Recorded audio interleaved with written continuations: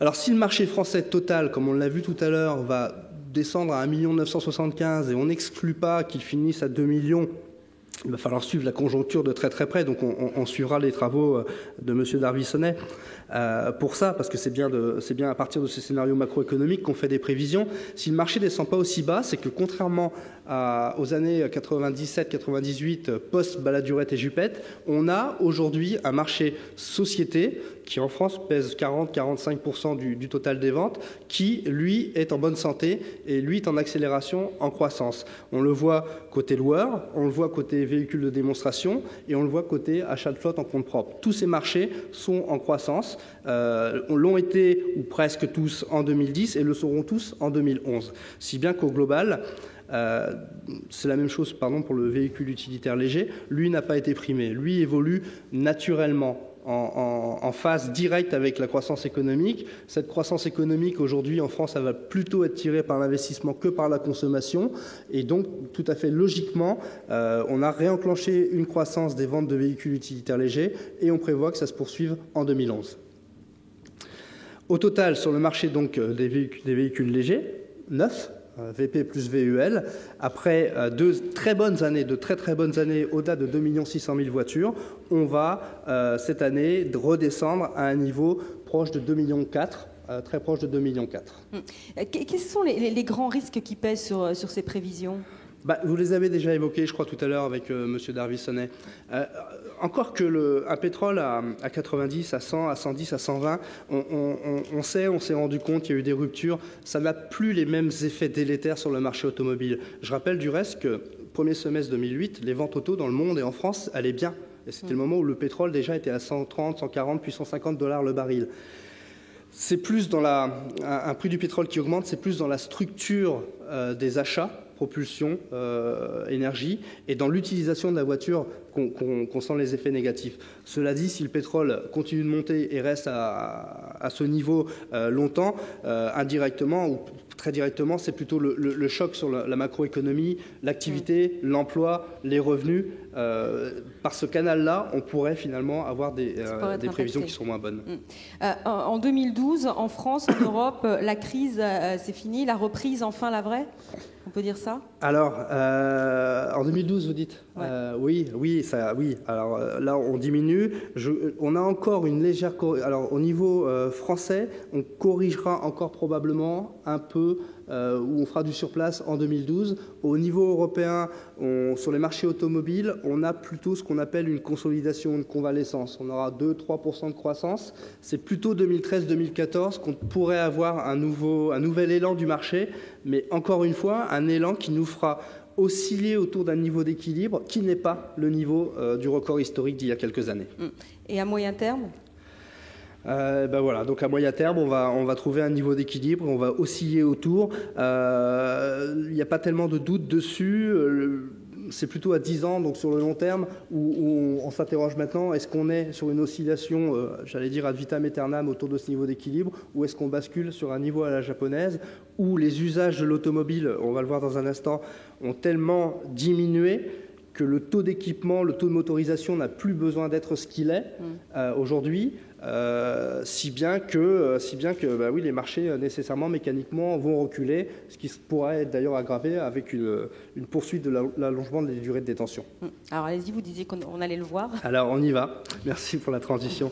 De nouveaux marchés et services d'automobilité. Donc ce qui est intéressant de constater, sans faire une analyse fonctionnelle, on sait tous qu'une voiture, ça sert essentiellement à se déplacer d'un point à un autre, hein, même si on peut lui attribuer de diverses fonctions de représentation, de communication et autres, ça sert surtout à se déplacer. Ce graphique, pour nous, il est très structurant de l'avenir. Vous avez ici l'évolution de la mobilité en nombre de voyageurs kilomètres, hein, donc le nombre de personnes multiplié par le nombre de kilomètres pour lesquels elles se déplacent. On peut voir qu'en France, puisqu'on est en France ici, depuis 1995 jusqu'à 2009, la mobilité a toujours augmenté, presque indépendamment de la conjoncture. Je dis presque parce qu'on voit quand même un ralentissement en 2008 et 2009. Par contre, ce qu'on voit très très clairement, c'est que ce qui a assuré la croissance de la mobilité, ce sont les transports collectifs, qu'il s'agisse de transports collectifs urbains, tramway, bus, métro, ou interurbains, le bus encore, ou les lignes TGV, tandis que les voyageurs kilomètres réalisés en voiture, ces voyageurs kilomètres ont cessé d'augmenter à peu près en 2002-2003, et depuis, on est sur une lente, mais sûre et systématique décroissance année après année. Donc, l'hégémonie, la place absolument, elle reste prépondérante, la place de l'automobile, c'est 80% des mobilités, mais elle est de plus en plus contestée, de plus en plus contrariée. Donc l'automobile est peut-être probablement en train de devenir moins indispensable, ce qui nous renvoie à ces questions de taux d'équipement, d'usage plutôt que de possession. On pense encore une fois à ces jeunes générations, alors c'est vrai à Paris, mais c'est vrai partout en France, c'est vrai aussi en Angleterre, on attend prochainement des enquêtes dans d'autres pays d'Europe. À 30 ans, aujourd'hui, on est moins équipé en automobile qu'on ne l'était à 30 ans il y a 10 ans. Donc là, on a vraiment une inversion du taux d'équipement. Ce qui reste tout à fait intéressant aussi, c'est ce qu'on appelle, nous, au BIP, cette espèce de loi empirique du 15% sur le coefficient budgétaire transport. Vous avez sous les yeux les coefficients budgétaires transport. Là, un coefficient budgétaire, c'est la part de vos dépenses de consommation qui sont allouées à tel ou tel poste. Il s'agit ici du poste transport, où on peut voir que de 1995 à 2008, alors on n'a pas mis volontairement 2009-2010, ce sont des années trop exceptionnelles, puisque les primes à la casse ont été généralisées partout et on aurait eu un biais à l'observation. Donc on s'est volontairement arrêté à 2008, où on voit que de 1995 à 2008, en France, en Allemagne, au Royaume-Uni, le poids du coefficient budgétaire transport est très stable, remarquablement stable. Quand on considère à toutes les déformations structurelles de la société, le prix de l'énergie, etc., c'est remarquable de voir que c'est 15%, un peu plus, un peu moins. À l'intérieur de ce post-transport, par contre, il y a de radicales transformations. La part transport collectif en orange, et c'est très cohérent avec le slide qu'on voyait avant, ne cesse d'augmenter. On a de plus en plus d'offres alternatives de transport collectif, plutôt bon marché, car subventionné la plupart du temps. Donc on se tourne de plus en plus vers ces modes de transport. La partie utilisation de la voiture, la courbe en verte, et par utilisation, ce sont tous les postes, le péage, le parking, l'entretien, la réparation, l'assurance, et évidemment le carburant, qui représente 70% de ce poste. Tout ça a augmenté. Tous les prix de ces postes d'utilisation ont augmenté. Donc ce qu'on sait depuis longtemps maintenant, si on accepte cette règle empirique, elle n'est pas scientifiquement prouvée, mais empiriquement, on la voit. Si on accepte que le coefficient budgétaire transport est contraint, est limité, puisqu'on utilise de plus en plus les transports collectifs, puisque posséder et utiliser une voiture coûte de plus en plus cher, la seule façon de rester dans cet étiage de 15%, c'est d'arbitrer là où c'est possible. Et où est-ce que c'est possible? Sur l'achat automobile. Donc dégradation du mix segment, on achète en occasion dès que c'est possible, on allonge la durée de conservation, etc., etc. Toutes les stratégies possibles pour limiter le coefficient budgétaire achat sont utilisées. Alors en conclusion, on a au BIP un observatoire qui réunit des professionnels du transport, des équipementiers, des constructeurs, des prestataires de services, finances, assurances. On va à la rencontre chaque semestre de plusieurs milliers de ménages pour leur poser des questions sur leur mobilité, leurs intentions de mobilité, leurs intentions, leurs arbitrages automobiles. Et là, la sacro-sainte question, quel est pour vous le critère d'achat principal? Quels sont les critères d'achat par degré d'importance pour l'automobile? Et donc je vous ai mis à votre gauche les principaux critères. Donc c'est pas d'une grande originalité, je vous l'accorde, c'est le prix. Le prix, qu'il s'agisse du prix à l'achat ou du coût d'utilisation, avec entre les deux tout de même la sécurité physique. Les trois premiers critères, et là, personnellement, depuis que je suis ça, ces trois critères sont toujours les premiers. Par contre, dans les critères de moindre importance, et ça c'est très nouveau par rapport à ce qu'on pouvait voir dans les années 90 et même au début des années 2000, la nouveauté du modèle, leur caractère novateur et l'image de soi en termes de personnalité ou en termes de niveau de vie, de standing, sont des valeurs qui ont complètement descendu. Ça n'est plus important. Il semblerait que le comportement, c'est même assez clair, soit devenu de plus en plus rationnel, de plus en plus éco-citoyen, et qu'il faille aujourd'hui des voitures qui coûtent le moins cher possible, toujours pour rester dans ces 15% de coefficient budgétaire, qui apportent les minimums de sécurité et de fonctionnalité. Évidemment, dans les critères importants, derrière, on va trouver la robustesse, la fiabilité, etc. Mais de moins en moins du show-off, du bling-bling. Voilà ce qui apparaît ici. En même temps, et pour conclure, un point très important, dans les valeurs qui ont moins reculé, il y a aussi le plaisir de conduire. et le plaisir d'une belle voiture. Donc tout n'est pas mort. C'est quand même un peu paradoxal. C'est un peu paradoxal, c'est vrai, et puis on s'arrache les cheveux pour bien comprendre. Dans cet observatoire, d'ailleurs, on est en train aujourd'hui de construire ce qu'on appelle des mobitypes, où on va regarder type d'acteurs, type de consommateurs, d'utilisateurs par type d'utilisateur, en regardant un petit peu par âge et par génération, comment est-ce que tout ça se combine, en regardant par CSP, par niveau de revenu. Il y a ce qu'on rêve et ce qu'on peut s'offrir.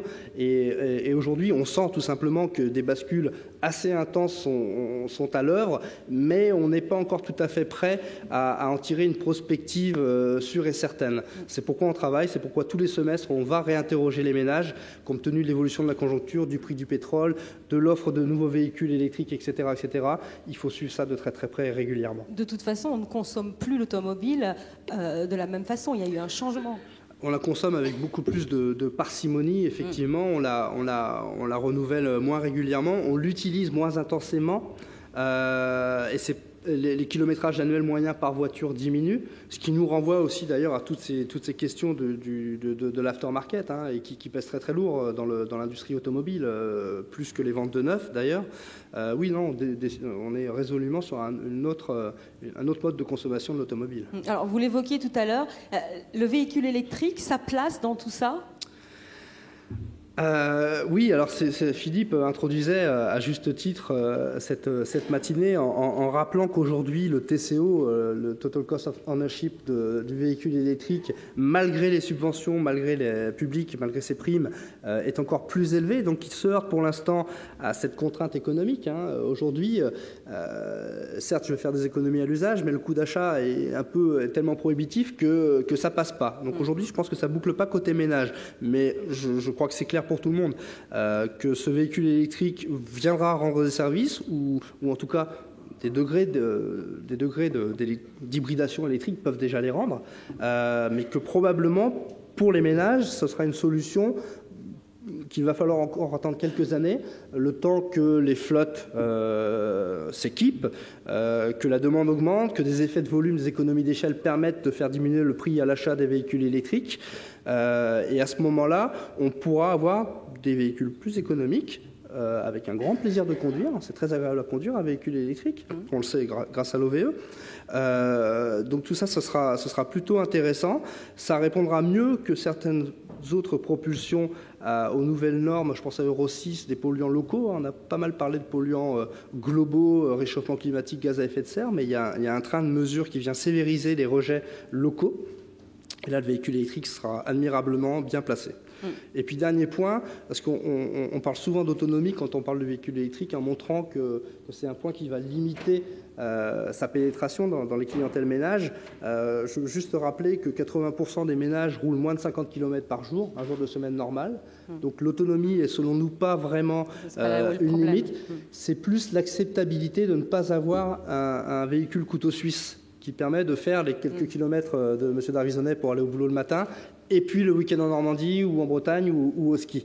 À partir du moment où les ménages accepteront de ne pas avoir un véhicule qui peut tout faire, je pense que la voie sera dégagée pour le véhicule électrique, surtout si son prix à l'achat est compétitif. Et c'est peut-être là aussi que va entrer en scène tous les systèmes de location dans les villes pour ce type de véhicule. Absolument, oui, tout à fait, Marianne. Et du coup, cet usage automobile qui aujourd'hui en vert, là, remontera peut-être dans la partie orange. Et effectivement, quand on aura dans les comptes nationaux les dépenses en Autolib, ce sera dans cette partie orange de transport collectif, même si c'est un vecteur de transport individuel, ce sera pris comme un transport collectif parce que c'est la communauté qui assurera l'amortissement et l'achat du parc en question.